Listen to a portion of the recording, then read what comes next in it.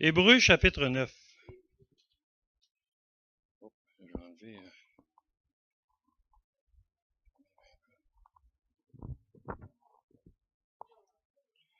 Dans le Nouveau Testament. Est-ce que c'est possible, Rosario? Il y a des Bibles pour eux autres. Regarde, j'en ai une ici même. Là, je veux que quelqu'un s'occupe de tourner pour eux autres parce qu'à la vitesse que vous allez tourner, ceux qui ne sont pas habitués, là, c'est pas le fun à suivre. En arrière, levez la main si vous voyez jamais, si jamais vous voyez que je vais trop vite, vous n'avez pas eu le temps de tourner puis que ça te lance, gênez-vous pas. C'est vous ce que j'aime un matin ici? Il n'y en a pas un qui ne me connaît pas. Levez la main ceux qui ne me connaissent pas. Non, non, mais Bruno, il m'avait déjà parlé. J'ai déjà parlé à Bruno. Bon, tout le monde me connaît? Bon, c'est parfait. Personne ne va être gêné de lever sa main. Puis si vous êtes gêné, mais allez voir après, de toute façon. OK? Je veux absolument que vous soyez à l'aise, puis pas de...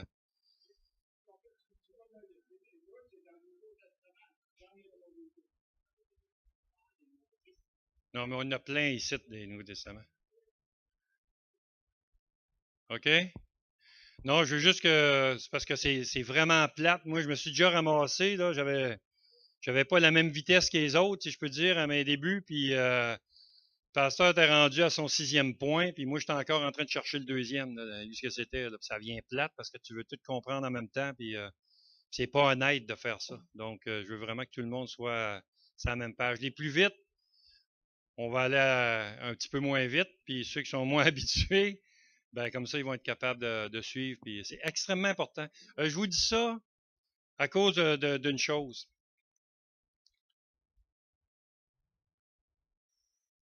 Ah, pardon. Merci, Dominique. Bon, excellent, ça. Là, tu jases, mon double. OK, pourquoi je vous dis ça? C'est extrêmement important parce que ça donne rien de venir à matin et écouter de la musique.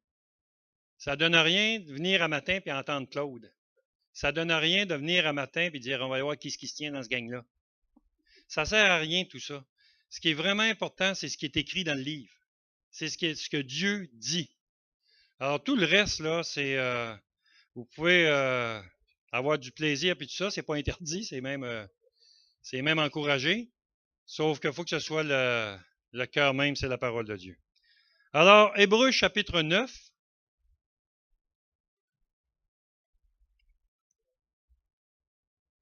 Faut attendre, là.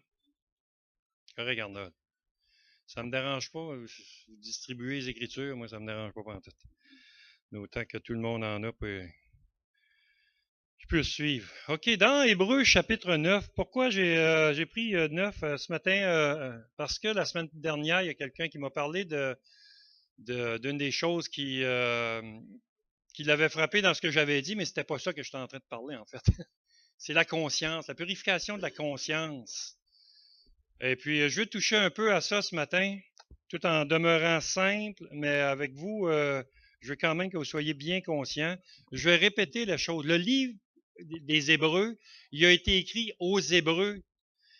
Et ces gens-là, c'était à l'époque de Jésus. Quand Jésus est venu, lui est venu établir une nouvelle alliance. Voyez-vous? En son sang. Je vais expliquer rapidement pour ceux qui sont moins familiers. Dans l'Ancien Testament, on commence à la création. Dieu crée l'homme et la femme. Et puis, il les crée présentement sans péché, mais avec la liberté. Il faut bien comprendre qu'ils ont le choix d'agir.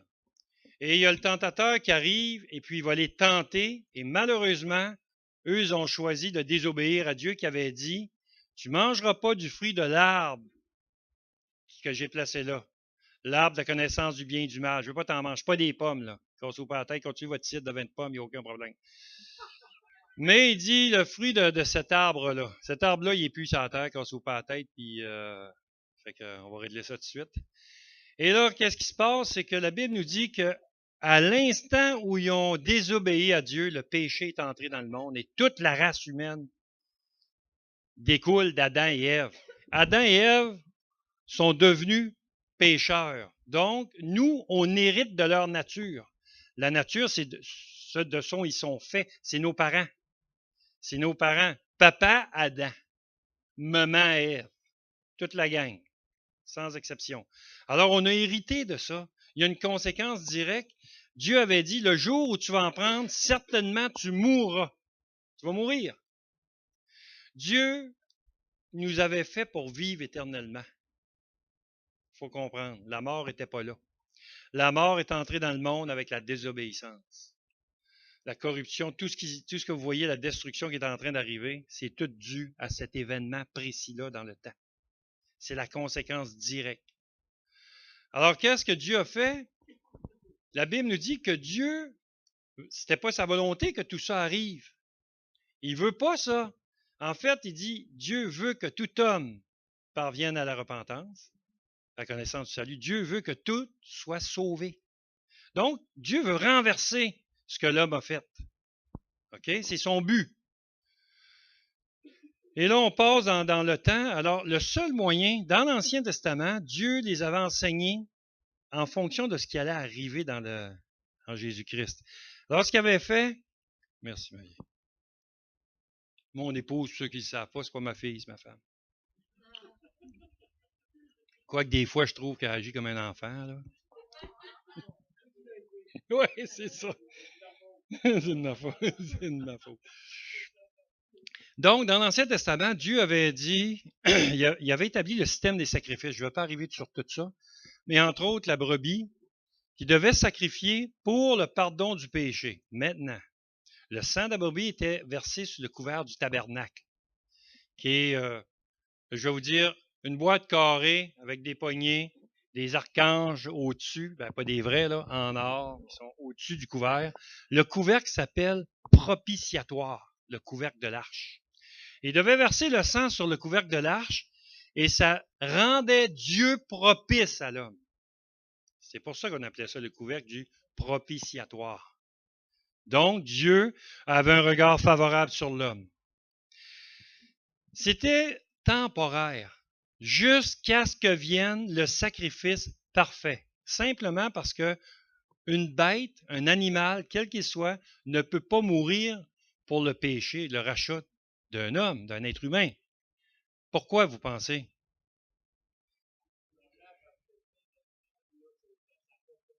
Hey, on va faire venir Greenpeace ici, toi. Attention comment tu parles. Et vos des animaux. Ouais.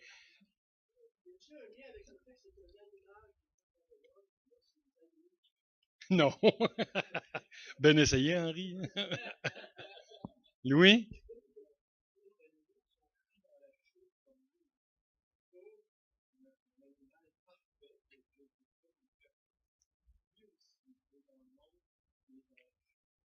Toute la création. La Bible nous dit que toute la création, et c'est pour ça qu'il va y avoir cette destruction-là. Maintenant, ce qu'il faut comprendre, tu ne peux pas demander à une créature inférieure de payer la valeur du supérieur.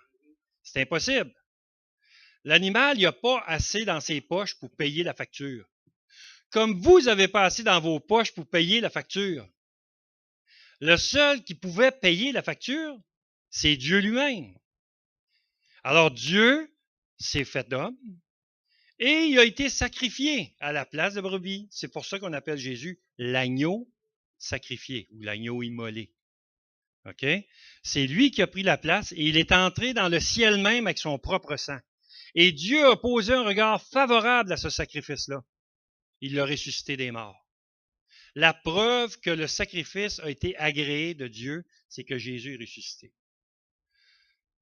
Les Hébreux étaient habitués dans leur religion. Et là, ça nous ressemble un peu, là, les Québécois. On a nos traditions en arrière, puis on a nos religions. Mais ça me fait tellement rire que de voir les gens sortir de l'Église catholique puis se pitcher dans toutes sortes de sectes. Tu sais, c'est vraiment comme ça. Là. Pitcher, ça veut dire se garrocher. Se garrocher, ça veut dire aller vers. Je viens du Nouveau-Brunswick, fait que de temps en temps, il y a un mot qui va sortir tout croche. Là. Mais ce que je veux vraiment vous faire comprendre là-dedans, c'est que l'homme, par nature, il est pécheur, mais Dieu a mis dans le cœur de l'homme la pensée de l'éternité. Donc, par nature, il va chercher aussi. Le problème, c'est que tu ne cherches pas à bonne place. Là, tu te garoches dans une secte. Puis faites attention, une secte, là, c'est quelque chose qui est fermé, circuit fermé. Ou tu vas te garocher dans une religion, ou dans différents mouvements, pensant trouver la vérité, pensant trouver la voie. Et ce qui est dangereux, c'est qu'on retombe dans le pattern où on dit c'est l'homme qui enseigne des hommes. L'homme ne peut pas recevoir un enseignement d'un homme. Parce que l'homme qui l'enseigne sur les choses éternelles ne vaut pas plus que lui. Je ne vaux pas plus que vous. Alors, si ce que je suis en train de dire, ça se limiterait à ce que je dis, je vais vous l'expliquer après avec les Écritures, évidemment, là, mais ça ne vaudrait rien. Si vous assistez dans n'importe où, parce que l'Église de Jésus-Christ, là, c'est pas baptiste, c'est pas pentecôtiste, c'est pas catholique, c'est pas ci, c'est pas ça, c'est Jésus-Christ. C'est Jésus-Christ, soit le centre. C'est ça, c'est Christ qui est le centre. Si vous rentrez quelque part et que vous entendez une prédication puis il n'y a pas la parole de Dieu dedans, sortez de là. Ça va être de la philosophie, ça va être de la psychologie, ça va être des pensées d'hommes, vous allez vous faire manipuler. Faites attention à ça. La vérité, elle vient d'en haut. En fait, Jean chapitre 1 nous dit, personne n'a jamais vu Dieu. Personne.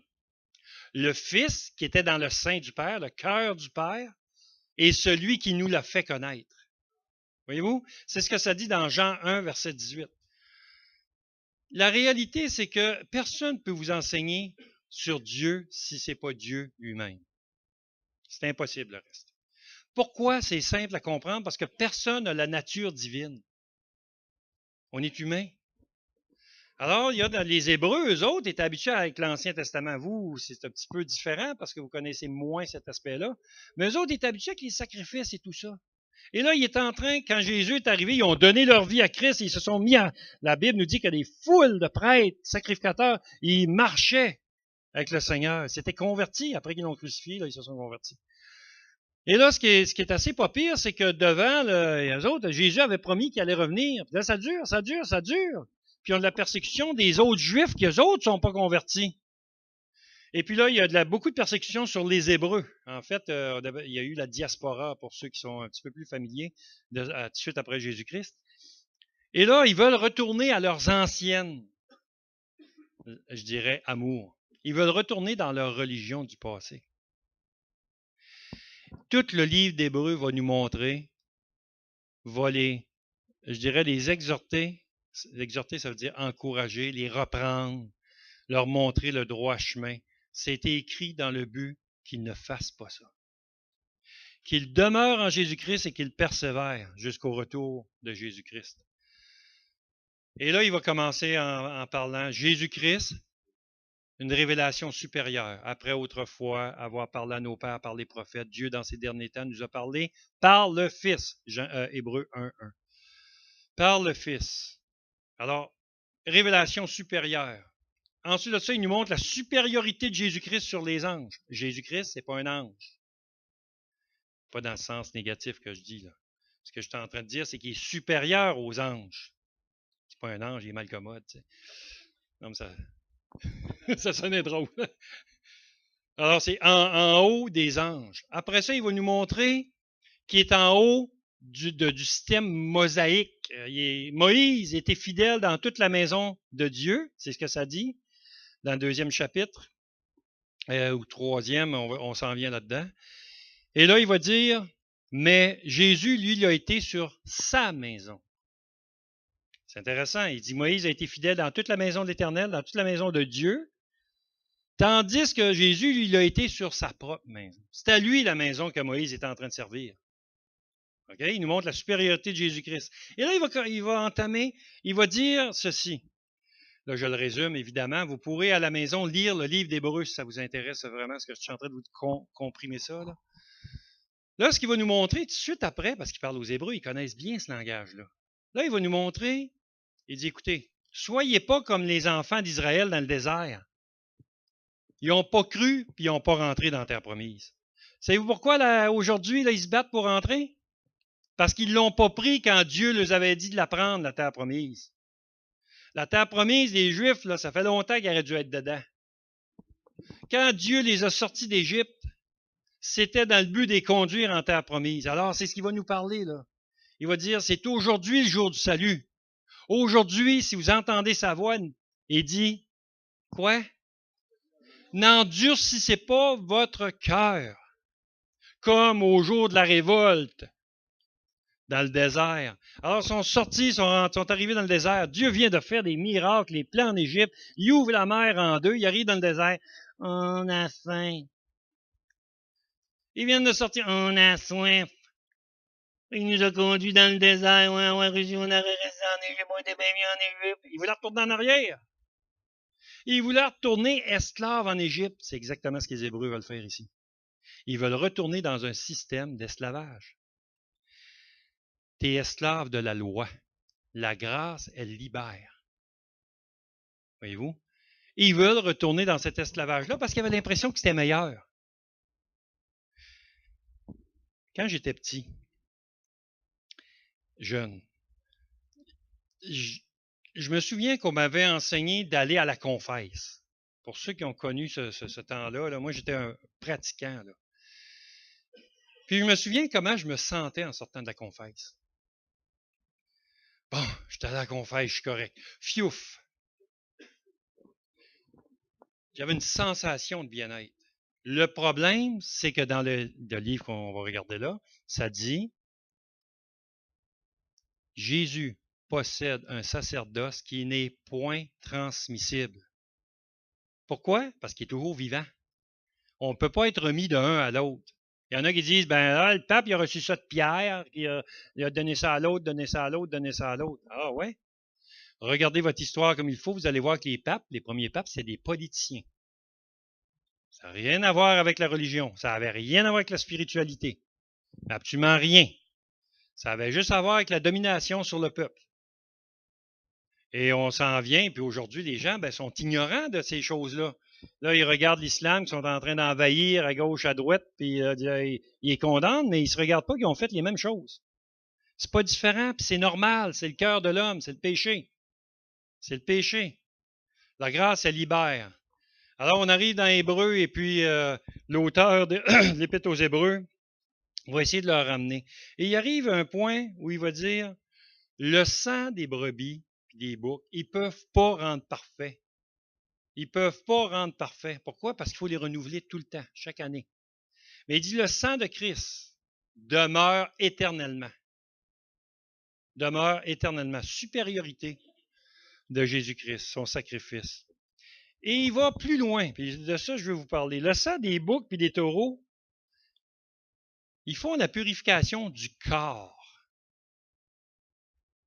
C'est pour ça qu'il dit que c'est impossible que le sang des brebis et des boucs puisse ôter le péché. On a parlé de ça la semaine dernière. C'est impossible. Mais Christ, parce qu'il demeure éternellement, son sang nous purifie de tout péché. Je vous ai parlé du mot ôter la semaine passée. L'idée que c'est comme s'il n'avait jamais existé. Il n'est pas pris là pour mis là, ça c'est déplacé. Le mot biblique pour dire qu'il ôte le péché du monde, c'est l'ôter, puis il n'est plus là. Il n'est plus là, puis il n'est plus dans Dieu. Puis quand tu vas dire à Dieu, je te demande pardon pour telle affaire, il va te regarder, il va dire de quoi tu parles. C'est jamais arrivé, ça. C'est cette idée de ôter. Il ôte le péché. Mais il va plus loin. Le sang de Christ, il purifie la conscience. On va regarder un petit peu le chapitre 9, quelques versets. On va commencer au verset 9 à 14.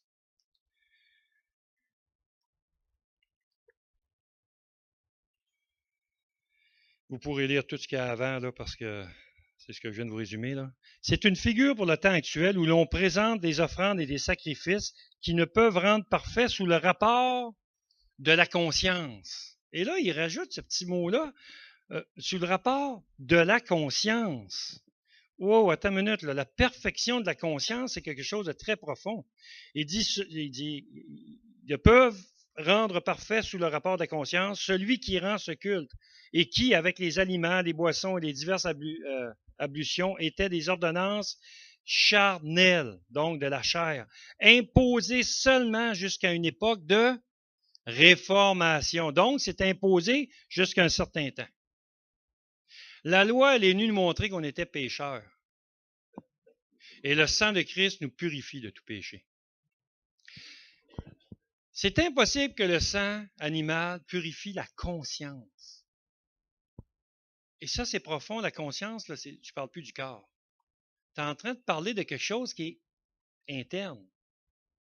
On n'est pas capable de mettre un doigt dessus, hein?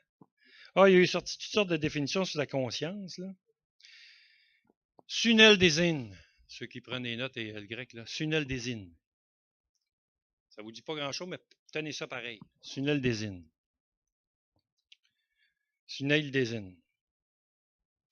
Translittéré, là, ça serait quelque chose comme S-U-N-E-I, Sunel, L-D-E-S-I-N. Je le transligne. Sunel-désin. C'est la conscience. C'est un sentiment d'intérieur de la moralité, si je peux dire. Donc, c'est pas quelque chose qui est palpable. On peut pas mettre le doigt directement, mais c'est le sens du devoir. Il va être appelé comme ça un petit peu, là.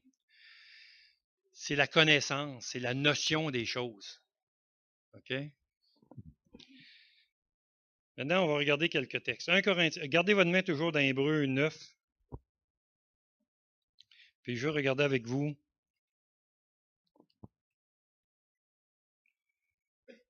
Je vais consulter jusqu'au verset 14, juste pour terminer cette section-là. OK, verset 9 à 14 de 9, là, de Hébreux 9. Il dit, des offrandes et des... OK. C'est une figure pour le temps actuel où l'on présente des offrandes et des sacrifices qui ne peuvent rendre parfait sous le rapport de la conscience celui qui rend ce culte, et qui, avec des aliments, des boissons, les diverses ablutions, étaient les ordonnances charnelles imposées seulement jusqu'à une époque de réformation. Mais Christ est venu comme souverain sacrificateur. Sacrificateur, là, c'est le mot prêtre là, que vous connaissez dans notre langage. Le prêtre qui devait faire là, les sacrifices. Des biens à venir, les catholiques l'appellent le pape, le souverain sacrificateur. Le souverain prêtre, pour eux autres, c'est le pape. OK? Mais il dit Christ est venu comme souverain sacrificateur des biens à venir et il a traversé le tabernacle plus grand et plus parfait qui n'est pas construit de main d'homme, c'est-à-dire qui n'est pas de cette création, et il est entré une fois pour toutes, je suis au verset 12, dans le lieu très saint, non avec le sang des boucs et des veaux, mais avec son propre sang, ayant obtenu une rédemption éternelle. Car si le sang des taureaux et des boucs et la cendre d'une vache répandue sur ceux qui sont souillés sanctifie et procure la pureté de la chair, combien plus le sang de Christ qui par un esprit éternel s'est offert lui-même sans tache à Dieu, purifiera-t-il votre conscience des œuvres mortes afin que vous serviez le Dieu vivant. C'est sur ça que je vais m'arrêter tout à l'heure un petit peu, cette section-là. Tournez dans 1 Corinthiens chapitre 8, s'il vous plaît. 1 Corinthiens chapitre 8.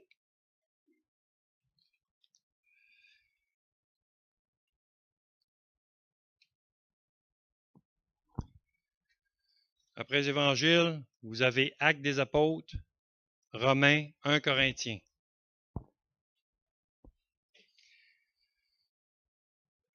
« 1 Corinthiens au chapitre 8.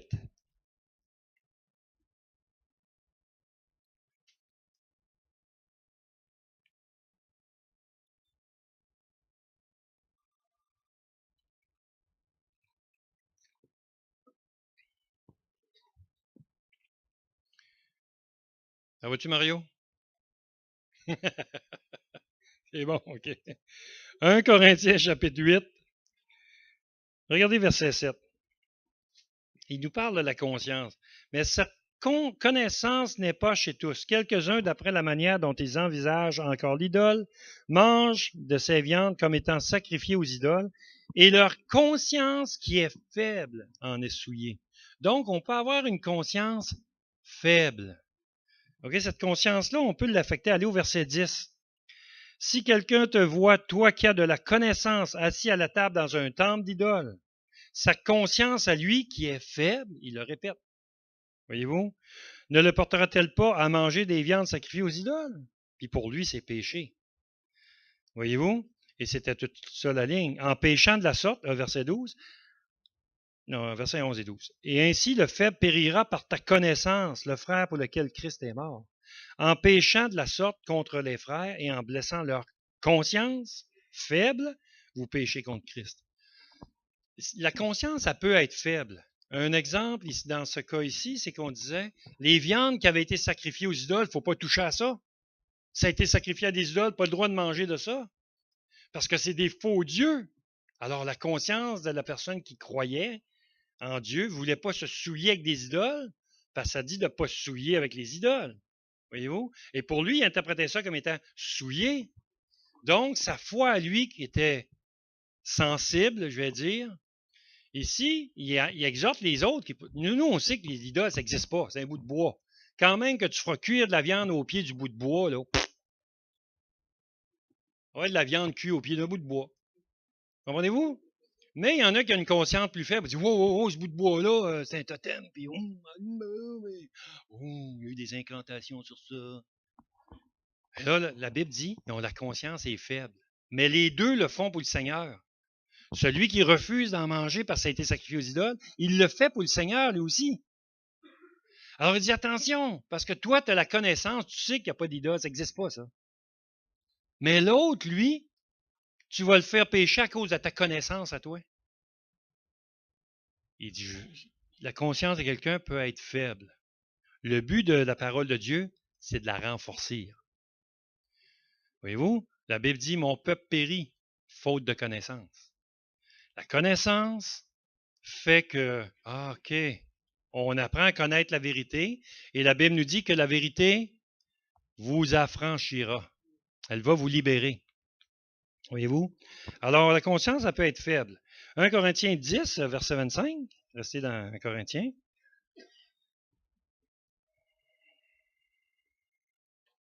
Regardez, disons, on va le commencer à 23. Okay? Pour garder le contexte.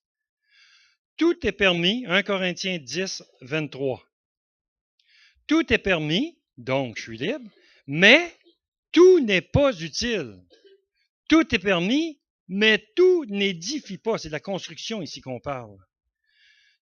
Tout n'est pas constructif dans le langage d'aujourd'hui. Que personne ne cherche son propre intérêt, mais que chacun cherche celui d'autrui.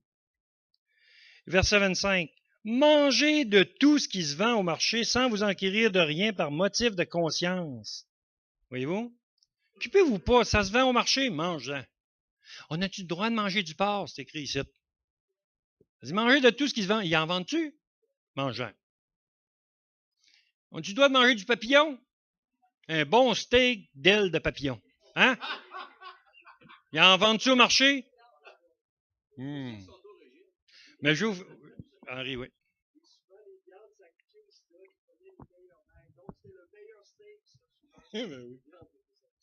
Il dit, qui en veut, moi?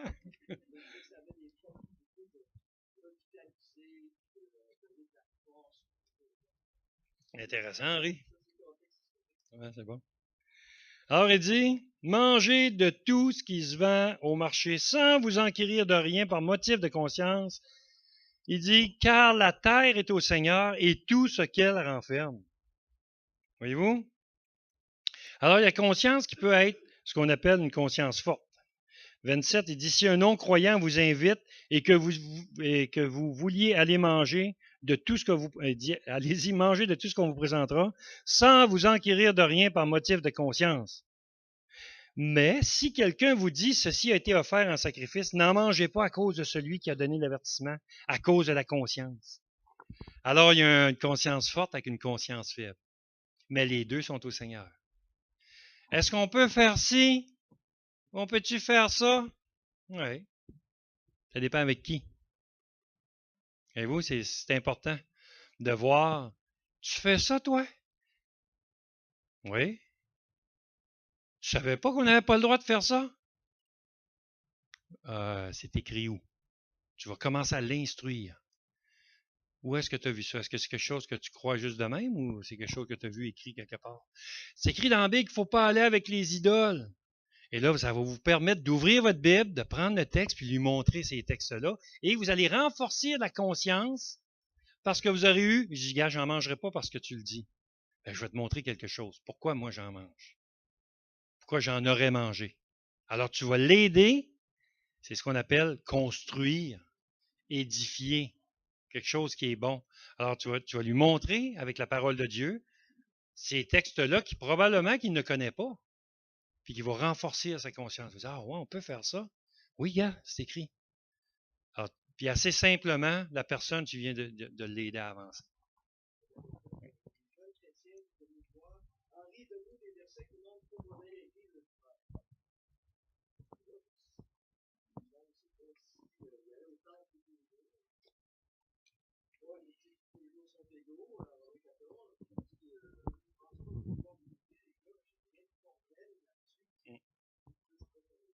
Ouais. Pourquoi on se réunit le premier jour de la semaine? Ben, parce qu'au début, il faisait ça, mais sauf qu'il se réunissait le deuxième jour aussi, puis le troisième, puis le quatrième, puis le cinquième. C'est ça, tu sais. Alors, oui, c'est vrai. Ouais, c'est ça. Ben, allez, si les persécutions arrivent, vous allez voir que vous allez être toute la semaine ensemble. OK, donc, on peut avoir une conscience faible, une conscience forte. Puis, acte 2, tourne. Non, pendant que vous êtes dans Corinthiens, là, allez dans 2 Corinthiens. OK? 2 Corinthiens, chapitre 1, je vais le faire tout de suite. 2 Corinthiens, chapitre 1.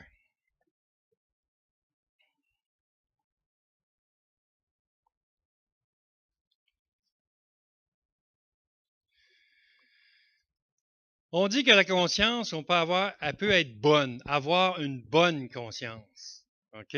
Regardez ce qu'il dit dans le verset 12, de 2 Corinthiens 1, verset 12. Car ce qui fait notre gloire, c'est ce témoignage de notre conscience.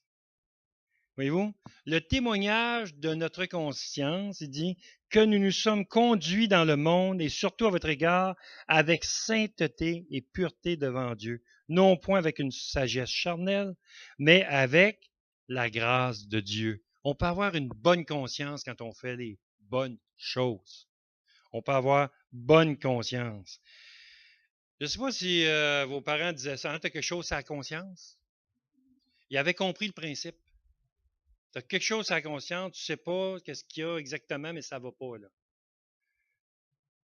Allez voir dans Acte 23 maintenant. Acte, c'est tout de suite avant un Romain, puis qui est avant un Corinthien. Après ça, tu recules. Acte 23, pas loin, là. Page 136.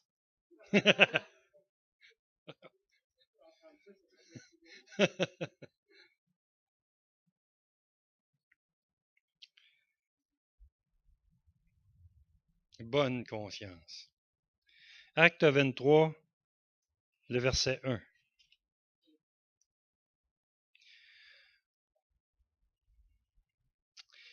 Dans la défense de Paul, c'est intéressant, il commence comme ça. Il ne va pas citer des personnes. Il ne prend pas à témoin des personnes dans sa défense. Paul, les regards fixés sur le Sanhédrin, dit que ça, c'est le tribunal. Le Sanhédrin, c'est les juges qui sont réunis pour juger. Okay? Il dit, hommes, frères, c'est en toute bonne conscience que je me suis conduit jusqu'à ce jour, pas devant vous, devant Dieu.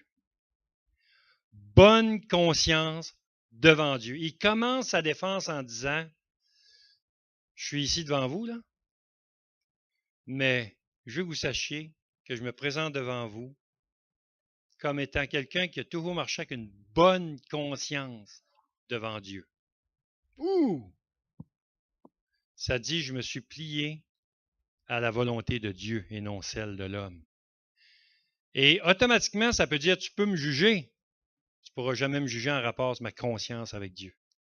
Donc, quand tu es sûr que tu es correct bibliquement avec Dieu, tu as une bonne conscience, tu es capable d'affronter n'importe quoi. Parce que tout ce qui pourrait arriver des hommes après, ça ne vaut rien, n'importe quel jugement peut arriver, pas grave. Notre Dieu ne te juge pas. OK? On peut avoir une bonne conscience. Allez dans Acte 24.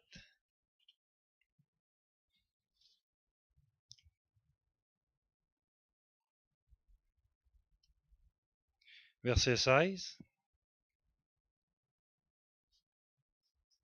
Encore là, Il est devant le gouverneur, et puis là, il est encore dans une défense. Pauvre lui, là, il a passé du temps, là.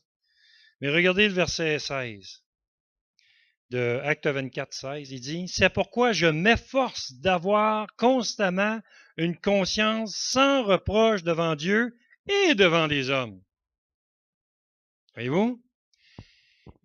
Donc, si je comprends bien, avoir une bonne conscience demande un effort. OK? Pour garder bonne conscience, parce que vous savez comme moi, elle pourrait devenir mauvaise. Parce que si je fais quelque chose de mauvais aux yeux de Dieu, il va avoir une mauvaise conscience. OK?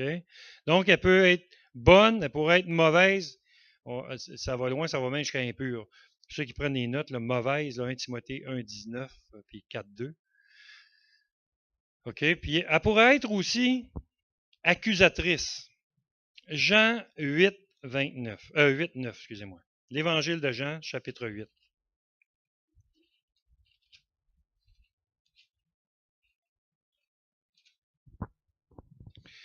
Peut-être que vous êtes en train de vous dire, je le sais toutes ces choses-là. Ben, vous les savez toutes parce qu'elles sont écrites dans la Bible. Fait que je vais vous montrer où c'est écrit. OK? Jean 8, verset 9.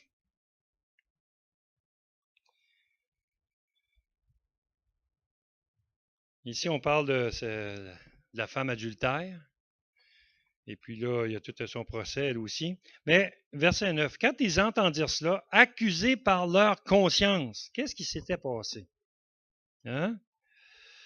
Il dit, regardez ça, Moïse, dans la loi, nous a ordonné de lapider de telle femme. Toi donc, que dis-tu? Il disait cela pour l'éprouver afin de pouvoir l'accuser. Jésus, s'étant baissé, écrivait avec le doigt sur la terre. C'est au verset 6, là. Comme il continuait à l'interroger, il se leva et leur dit que celui de vous qui est sans péché jette le premier la pierre contre elle. C'est ça. Et c'est de nouveau baissé, il écrivait sur la terre. C'est intéressant parce que la tradition dit que Jésus est en train d'écrire le péché caché de chaque personne. C'est ça. Puis au fur et à mesure qu'il écrivait, ça foutait le camp. Et c'est intéressant, il dit 2 fois que Jésus est en train d'écrire à terre. Jésus ne faisait pas des barbeaux, il ne dessinait pas des bonhommes avec des pattes. Là. Il écrivait. Il a dit écrire. Il est en train d'écrire à terre. S'il s'en vient en avant de moi et il est en train de dévoiler, il connaît mon péché caché, puis il dit si tu n'as pas péché, prends la première paire et tire-y. Ouais. Tu te pousses, peut-être que tu vas regarder en arrière, voir s'il va l'effacer pour que personne ne le voie. Et la tradition dit que c'est ce que Jésus a fait. Et ils se sont poussés, ils n'ont pas tiré la première pierre. Parce que leur conscience était mauvaise. Leur conscience les accusait. Donc, c'était profond. Romains, chapitre 2, suite après Jean, après Actes, excusez-moi. Jean, Actes, Romains. Romains au chapitre 2.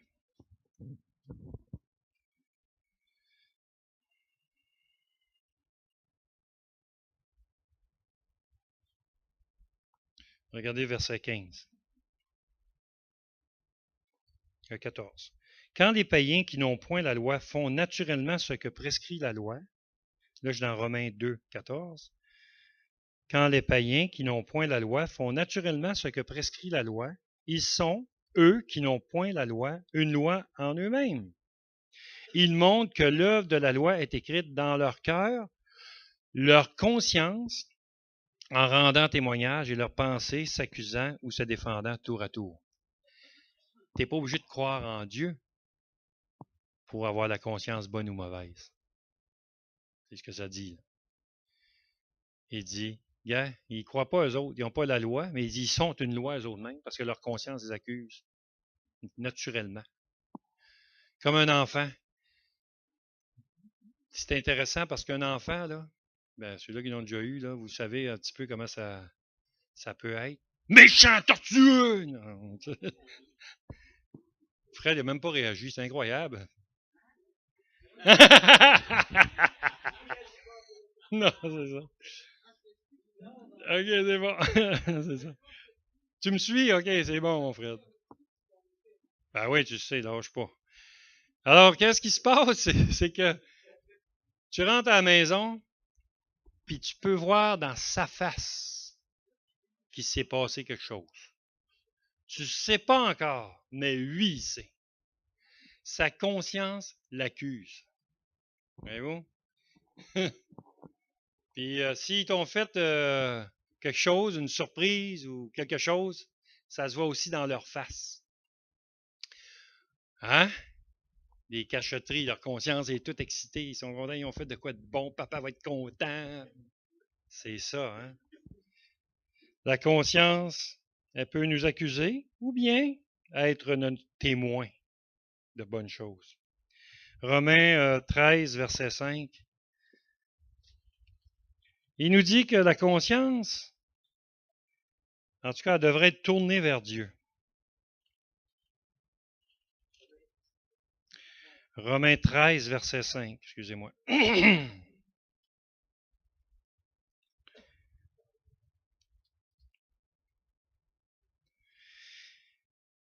Il est donc nécessaire d'être soumis non seulement par crainte de la punition, mais encore par motif de conscience. Voyez-vous? Puis je vais essayer de l'illustrer. Si vous allez sur la route, c'est marqué 100 km/h.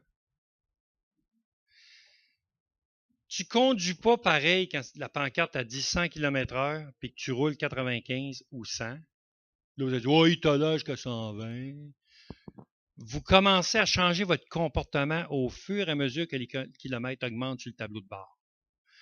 Check un petit peu plus les miroirs. D'un coup, tu deviens prudent. Les 3 miroirs, m'enseigner ça au cours, moi, checker ça. Voilà, check là-bas d'un croche, des petites tourneux, y a une police? Ça, on appelle ça la conscience qui accuse. Voyez-vous? Tu n'as pas fait de pogner encore. Pas encore. Mais ta conscience t'accuse. C'est vrai ou c'est pas vrai? Il y en a qui disent, je le payerai le ticket, jusqu'à ce qu'ils voient le prix du ticket. Ou les points aussi. Ouais, c'est ça. C'est vrai ou c'est pas vrai?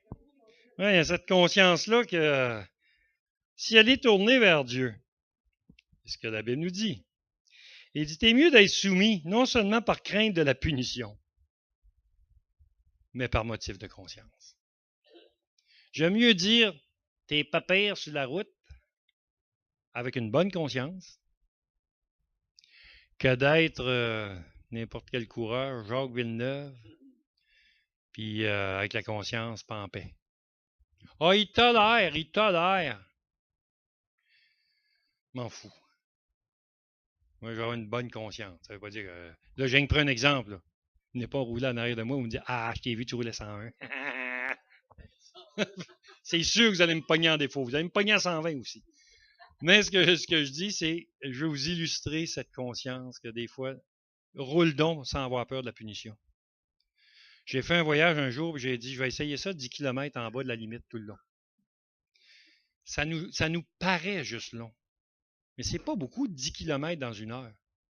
Au bout d'une heure, tu as juste 10 km de moins de fête. Levez la main ceux qui roulent toujours 10 heures par jour. Ouais, 10 heures. Ça ferait juste 100 km d'ici, ça. C'est pour vous montrer que des fois, notre cerveau, il y a beaucoup de bulles. 100 km, pas grave, tu restes 1 heure. À toutes les 10 heures, tu rajoutes 1 heure. C'est rare que tu vas rouler 10 heures. Moi, je fais ça. Souvent.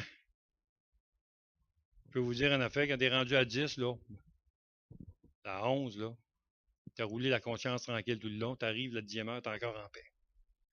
Hein? Puis ça te passe. Puis là, ça va t'arrêter. Tu arrives en arrière d'eux autres. Tu roules à la même vitesse. C'est juste pour vous dire, la conscience, on est mieux d'avoir une bonne conscience, comme ça, on est toujours avantageux. Retournez avec moi dans Hébreux chapitre 9. Est-ce qu'il y a des questions sur qu'est-ce que c'est la conscience? Qu'est-ce qu'elle peut faire jusque-là?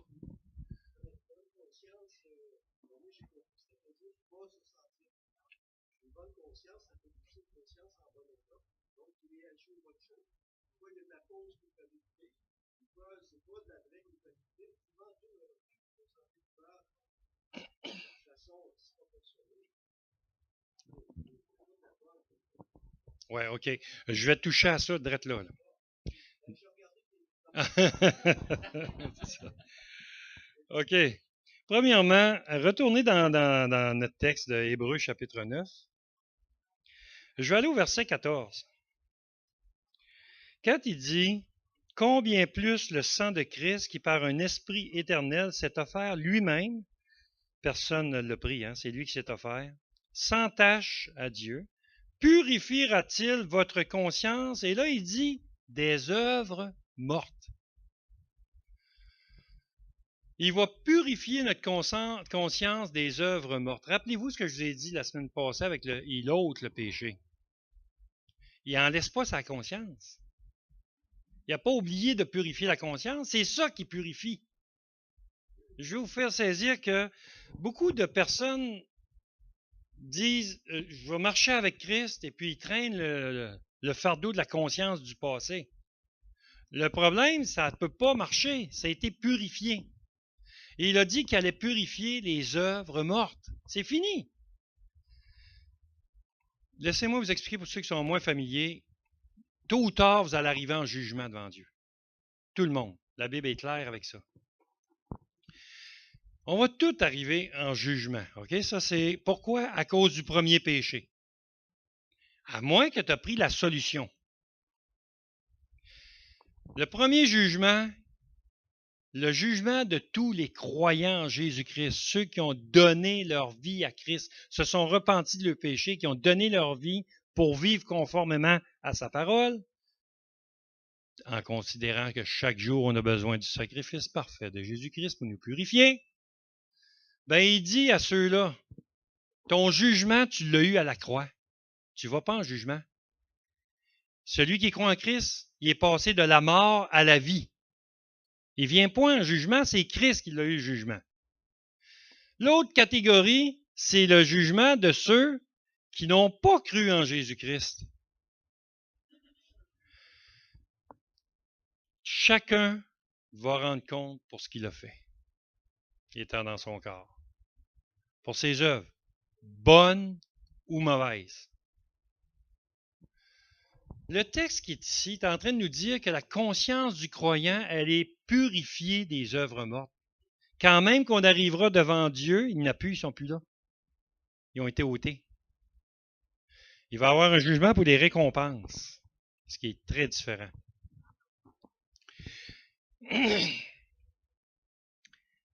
Pourquoi les œuvres sont mortes?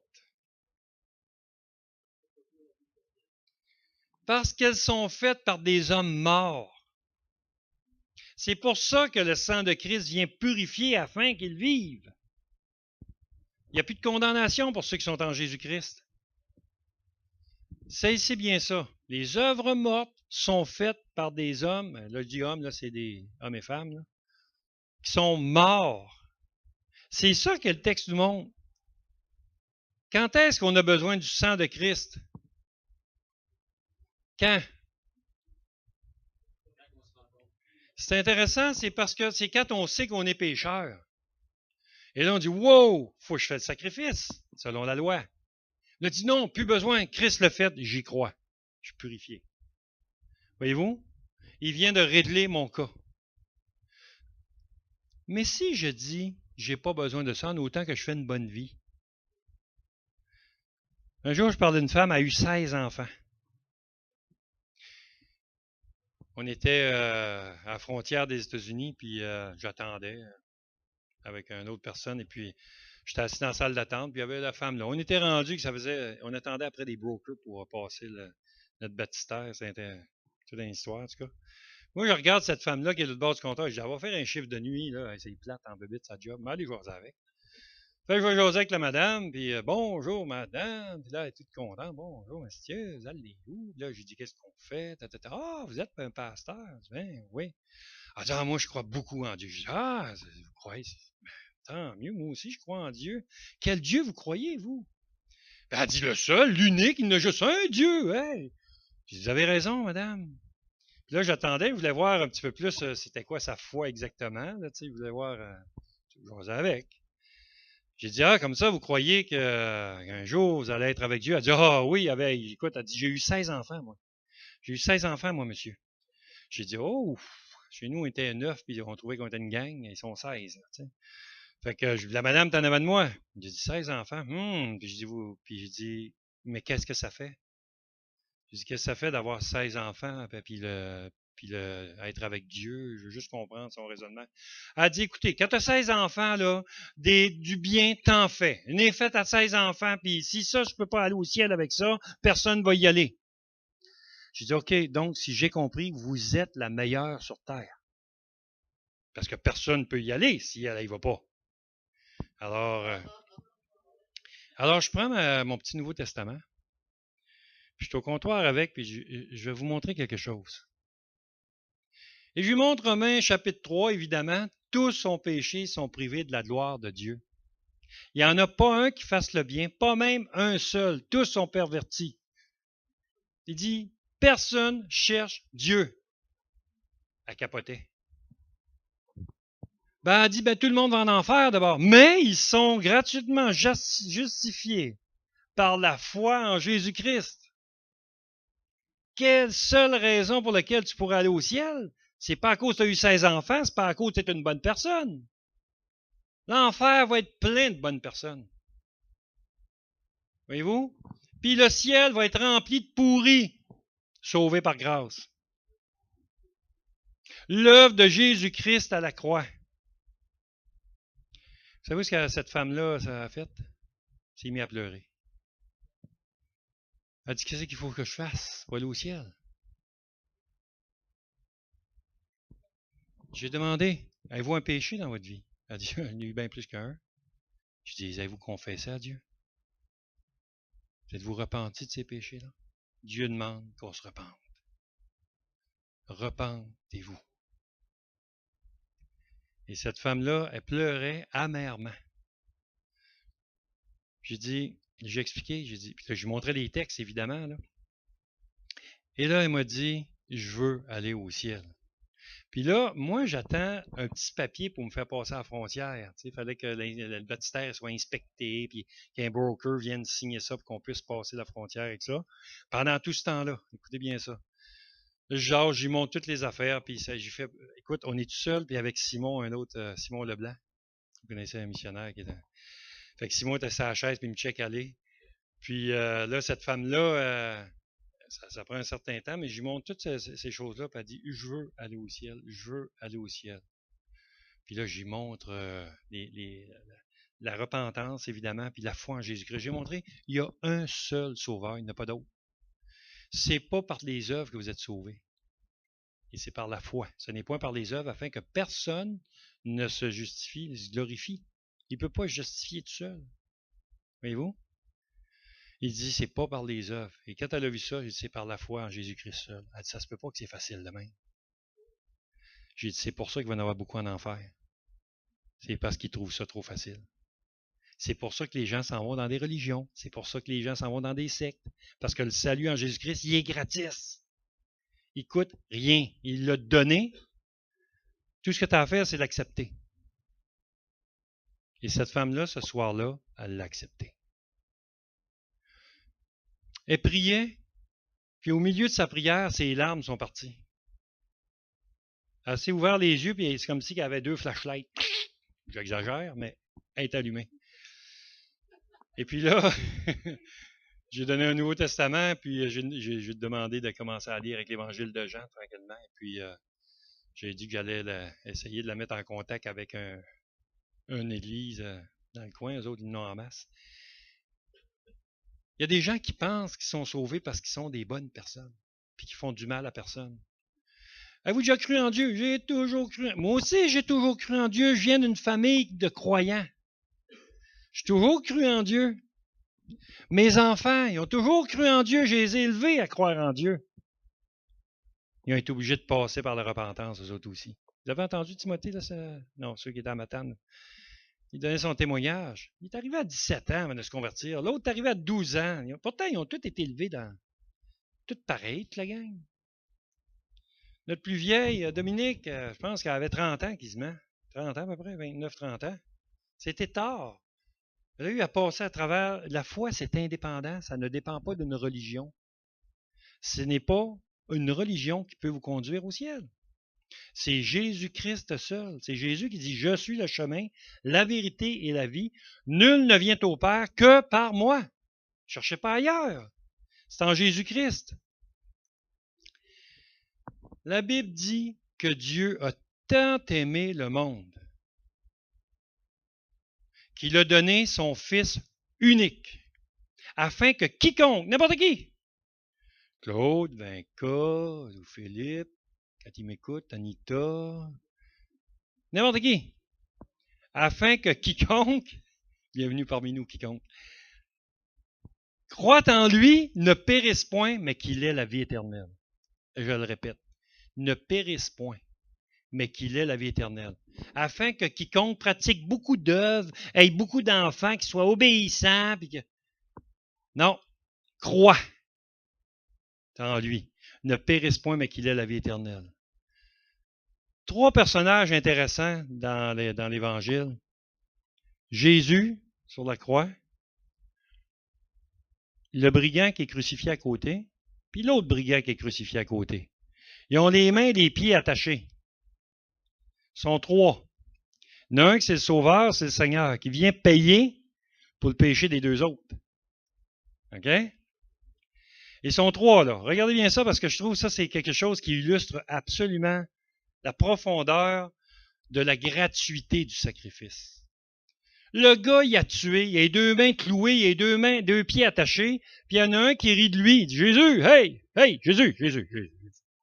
Si tu es le Fils de Dieu, comme tu prétends être, ordonne donc aux anges qui viennent nous délivrer parce que ça pique des mains, ça. Voyez-vous? Lui, ce qu'il pense, c'est sa chair. Je vais utiliser le pouvoir de Dieu pour moi.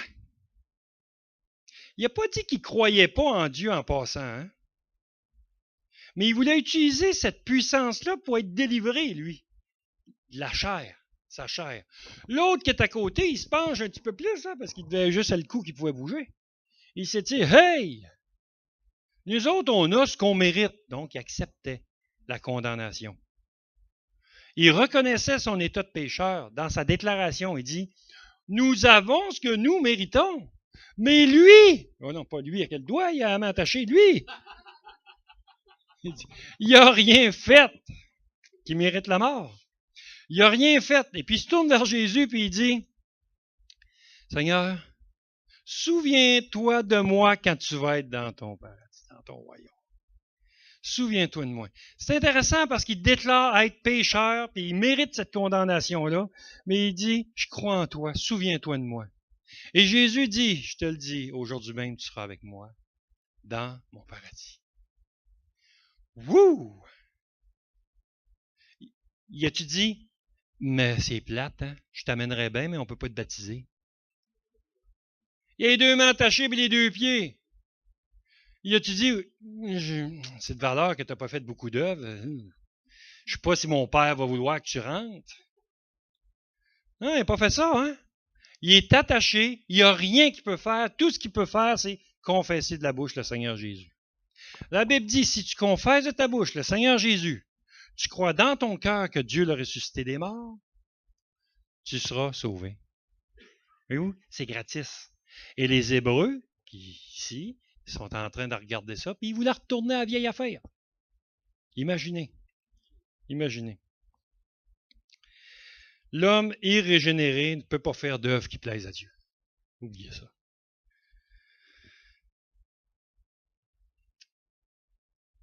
Est-ce que vous avez des questions?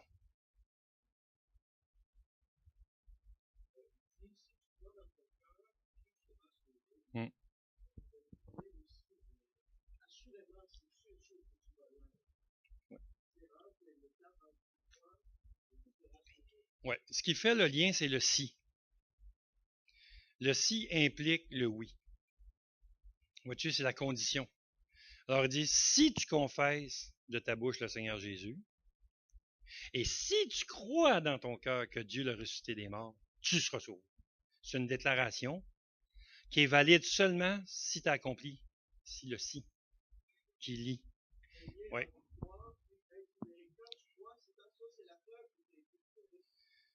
Croire pour être libéré.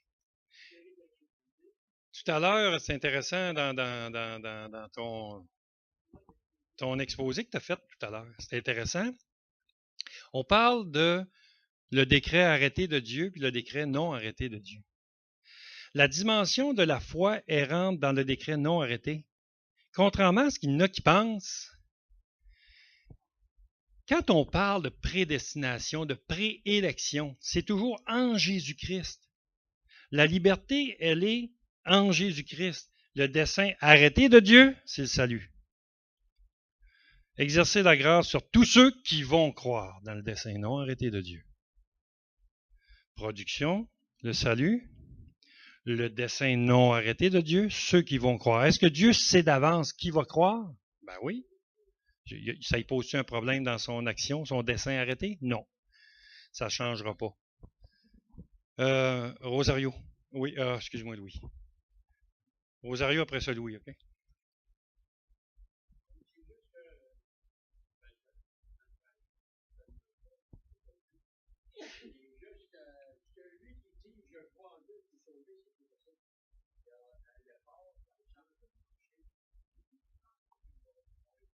Okay. Les démons croient aussi et ils tremblent. Alors, c'est pas l'idée juste de dire je crois en Dieu. Ben, c'est facile, la Bible a dit les démons ils croient aussi puis ils tremblent. Ils ne sont pas sauvés parce qu'ils disent je crois en Dieu. En fait, le mot foi, il a été un petit peu mal véhiculé par la religion et les sectes. Le mot foi, ça implique une action. Voyez-vous, c'est de l'abondance du cœur que la bouche parle, mais c'est aussi de l'abondance du cœur, dépendamment de quelle sorte d'abondance, que viennent les mauvaises actions. Il parle d'action. Donc, si tu dis je crois en Dieu, tes actions vont refléter cette foi-là. Ils vont refléter ça. C'est pas quelque chose juste simplement de dire je crois, comme je disais tout à l'heure. Il y en a qui viennent au monde dans une famille religieuse, ils vont croire que Dieu existe. Mais est-ce qu'ils comprennent le salut? Non, il y a des gens qui regardent la création et ils disent ah, il y a un Dieu certain. Mais ce qui est démontré, c'est que la foi, elle est accompagnée d'œuvres, mais ce n'est pas faire les œuvres pour avoir la foi. C'est ça qui est différent. C'est une conséquence. Louis.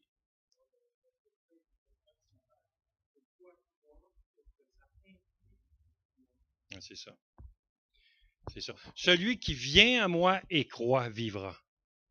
Donc, il y a déjà une action de recherche, d'y croire, avoir la vie. Puis la vie, qu'est-ce qu'elle fait? C'est un enfant nouveau-né, là. La Bible, il va illustrer le nouveau croyant. Elle va l'illustrer comme étant un nouveau-né. Qu'est-ce qui fait un nouveau-né? C'est ça. Il dit, j'ai faim, j'ai soif. C'est ça qu'il fait. La première preuve du salut, c'est la soif de l'Évangile. C'est la première preuve. Je ne crois pas quelqu'un qui me dit, je crois en Dieu, puis il ne veut même pas lire les Écritures.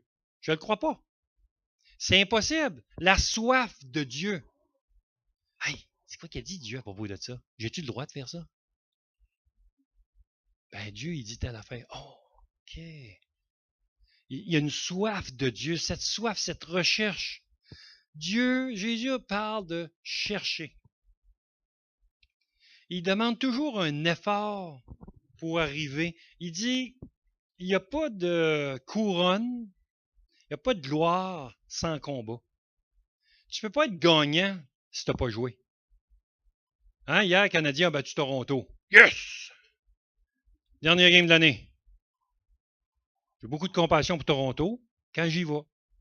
Ben, d'ici, je prends le Canadien. Et là, vous voyez bien, je vais vous illustrer quelque chose. Qui a gagné? Moi? C'est intéressant que nous autres, on dit, on a gagné hier. Hey, t'as même pas joué. T'es à regarder, puis t'as eu du fun ou t'étais pas content un bout, puis après ça, t'étais encore content. Puis... Non, t'as pas joué. C'est eux autres qui ont gagné. C'est pour ça qu'on est capable de dire, les Canadiens ont gagné hier. Ben, dans la foi, c'est la même affaire. On ne peut pas dire je crois en Dieu puis s'associer à tous les croyants. Il y a seulement ceux-là qui jouent qui gagnent. Et je vais l'illustrer avec mon histoire favorite. Ma femme va rire, mais ça fait longtemps qu'elle l'entend. Blondin. Blondin, c'est un... je dis toujours funambule. Un somnambule, excuse. Un funambule, c'est parce que des fois, je le dis, le somnambule. Là. Le gars qui s'en... C'est le gars qui marche sur un wire d'acier. Puis ils ont entendu un wire bord en bord des chutes. Ça, c'est une histoire vraie. Bord en bord des chutes Niagara. Et puis Blondin, il fait du spectacle avec ça. Il embarque sur le wire, puis là, il demande aux gens. Vous savez, le monde, quand il y a un risque que quelqu'un se tue, c'est plein. C'est plein. Personne t'entend dire « Fais pas ça, tu vas te tuer! Non, non, non! Vas-y, vas-y, vas-y, saute, saute! » On veut voir la mort de face. Alors, ils sont là en avant du corps, puis ils regardent, puis Blondin, là, son gérant, il dit « Pensez-vous qu'ils peuvent le faire? » Il y a des gens qui disent « Oui, oui, oui, oui. Non, non, non, non. Hey, il est fou. À cause du vent, à cause de ça, à cause de ça. » Les gens, toutes sortes d'affaires. Blondin embarque sur le wire, puis il décolle, il traverse. Il n'y a rien. Ils l'ont vu faire aller-retour.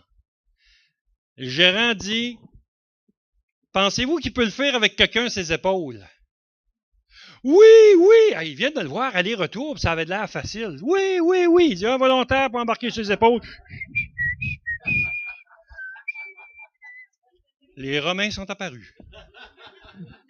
Il n'avait pas de volontaire. Blondin, pas Blondin, son gérant a embarqué sur ses épaules et il a fait le trajet. Qui a cru? Celui qui a dit oui, oui, oui, oui, oui, je crois, ou celui qui a embarqué sur le dos? Bien, en Jésus-Christ, c'est pareil. Il y a seulement ceux-là qui embarquent sur les épaules de Jésus-Christ, qui se laissent porter, qui vont être sauvés.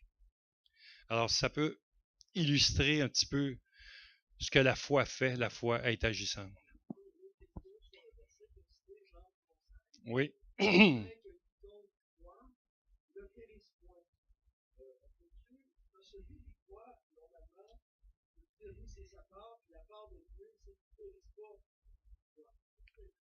Oui, parce que c'est ça son plan.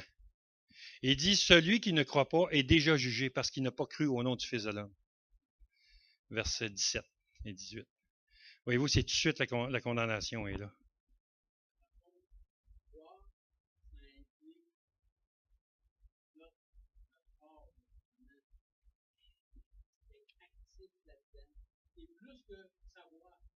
Non, exactement.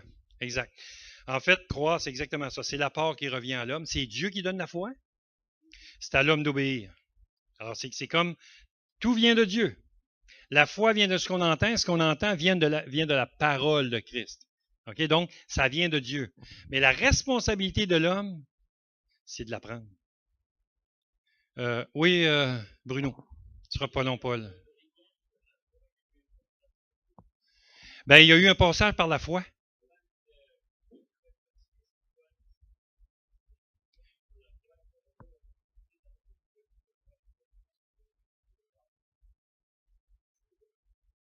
Ben, c'est ça la foi. C'est ça qui est capotant, hein? Ça fait flipper. La différence, c'est que le brigand, il n'y aura pas les récompenses des œuvres, il n'a rien fait.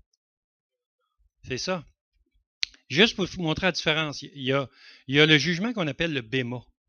Le béma, c'est pas un jugement pour savoir si tu es condamné ou pas. Le béma, c'est le jugement des œuvres faites en Jésus-Christ. Donc, c'est pour le croyant. Le non-croyant ne passe pas là-dedans. Ça, c'est le fiancé qui est la fiancée qui est en train de revêtir son habit de noces, la robe, les œuvres justes des saints. Alors, il y en a, faut pas penser qu'on rentre au ciel et que tout le monde est égal, tout le monde est pareil. C'est pas vrai, il y a une hiérarchie. C'est comme ça. Il y en a qui vont avoir plus de récompenses que d'autres.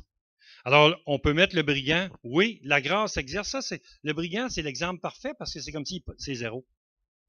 Salut, that's it. Il vient de rentrer, il n'y a rien qu'il peut faire. Mais c'est pour montrer que quand même, il est au ciel. Tandis que l'autre qui croit, tu as le privilège de pouvoir commencer à croire un matin.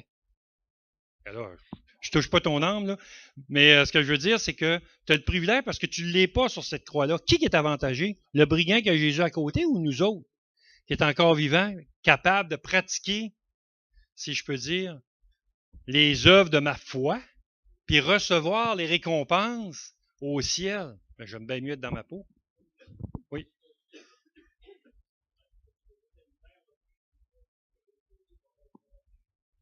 Hum,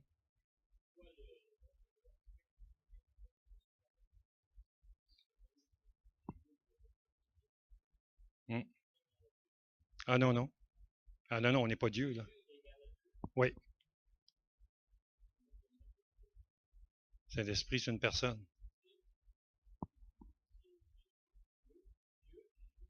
Ouais, ouais. Ben oui, ben oui. Ouais,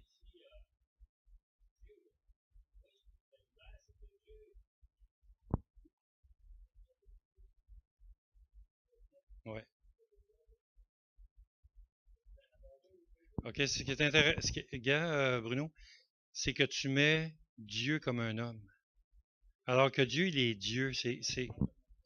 Oui, non, mais c'est parce que quand tu parles qu'il y a besoin d'être servi.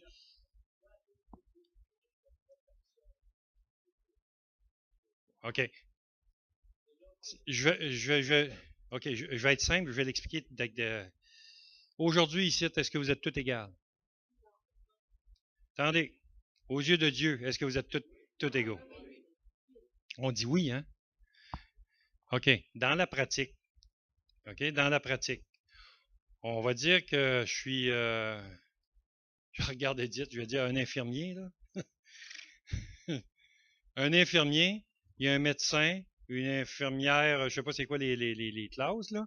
Mettons un préposé, une infirmière de type auxiliaire, ouais, c'est ça. Puis ils ont différentes fonctions. Concierge, le médecin spécialiste, est-ce qu'ils sont tous égaux? C'est intéressant, hein, parce qu'on dit, wow, attends une minute, là. L'infirmière est obligée d'obéir à quelqu'un qui est égal à lui. Il y a quand même une hiérarchie, ça n'a rien à voir avec l'égalité.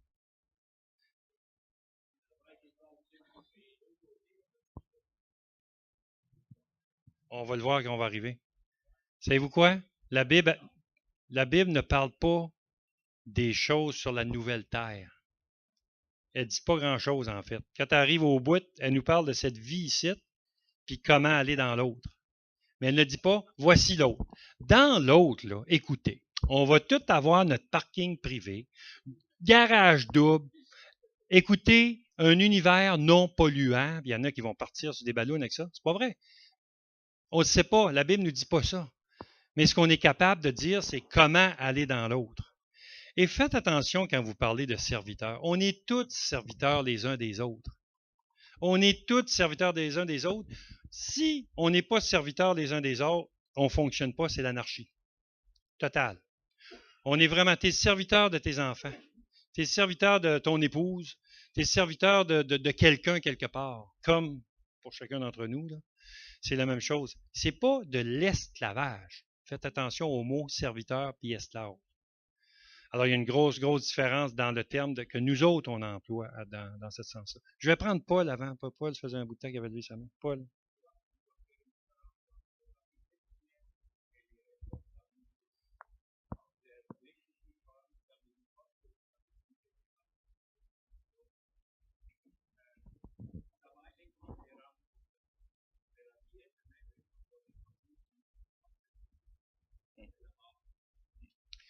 Le jugement des anges et des hommes, ça se passe après la période de tribulation, c'est sur la terre. C'est le jugement des brebis et des boucs. Alors, tout le monde va paraître, tous ceux qui vont être restés après l'enlèvement, évidemment. Ça, c'est après l'avenue de l'Antéchrist que je parle là. Il y a l'épouse de Christ, c'est l'Église. Passé le temps de l'Église, il n'y aura plus d'épouse de Christ. Il faut comprendre. C'est pas pareil. La promesse d'être assis avec lui, il l'a faite à son Église. Il ne l'a pas faite à ceux qui vont être dans le millénium. Il y a une distinction à faire aussi. Oui, c'est ça. C'est ça. Ça, c'est l'Église de Christ. Oui. Ben, la hiérarchie, il n'arrête pas d'en parler. Il dit, vous allez dominer sur des villes. Alors, tu sais, il est en train de dire, il y en a un qui va être le chef de quelqu'un, là. Mais il n'est pas en train de dire que le quelqu'un est supérieur au chef. C'est ça qui est comme la femme et l'homme. La femme et l'homme. Je vais prendre ma femme. Lève-toi, Vinca. Regardez ça. Regardez ça. Checkez-y la grosseur. Regardez-les. Regarde tout le monde à montrer comment elle est grosse. Tiens. OK. Regardez-moi l'allure. C'est qui le plus fort d'un deux? OK, en quoi? non, je vais vous montrer quelque chose. Regardez bien ça. On est égal, mais c'est pas elle qui force après les affaires. Il faut comprendre que je suis son serviteur. Ma force fait de moi un serviteur de ma petite femme. Mais je suis pourri dans le balai, puis checkez-moi les mains. Pensez-vous que je suis capable de coudre? Pensez-vous que je suis capable de faire des petites affaires? Les doigts me plient pas. T'sais, ma main, elle va pas plus loin que ça par en arrière. J'ai pas capable de me casser un poignet, vous allez me casser le bras. J'ai des handicaps. Me cogne, j'ai toujours une fente quelque part. C'est ma femme qui est en train de faire les choses que je suis pas capable de faire. Elle est ma servante. Mais moi, je suis son serviteur. Alors, on est tous serviteurs les uns des autres. Mais pourtant, on est égal. On n'est pas pareil, mais on est égal. C'est ça que je veux illustrer. Puis là, attention, je connais des femmes qui sont plus fortes que les gars. Là. Mais ce que je veux dire, c'est qu'au moins, on est serviteurs les uns des autres. J'ai juste pris cette illustration pour vous montrer qu'il n'y a pas de... C'est pas de cette hiérarchie-là qu'on est en train de parler d'égalité, mais beaucoup plus dans notre fonction.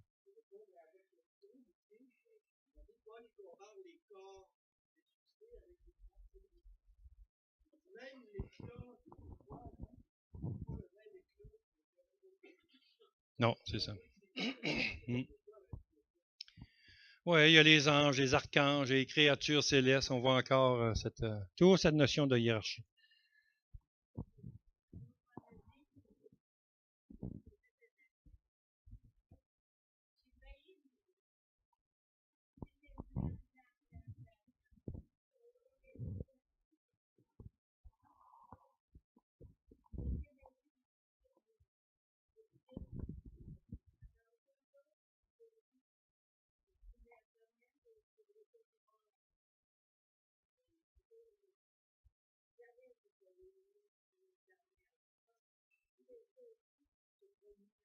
Mm-hmm.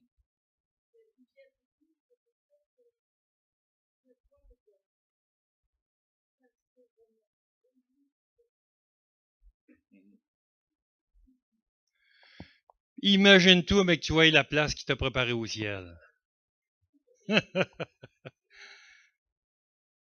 Quelqu'un d'autre?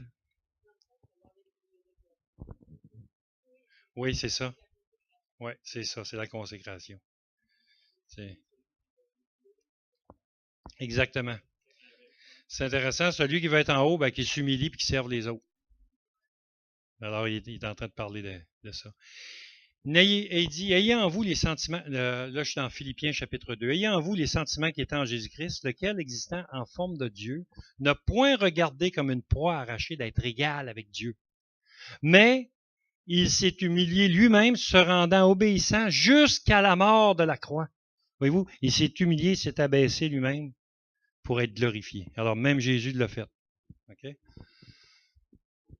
Bien-aimé, j'espère que je ne vous ai pas troublé, puis j'espère que je vous ai troublé. Deux choses. Pour la perfection de votre démarche, de votre marche en Jésus-Christ, ou de votre avancement vers la croix en Jésus-Christ. Mais je veux terminer en vous disant simplement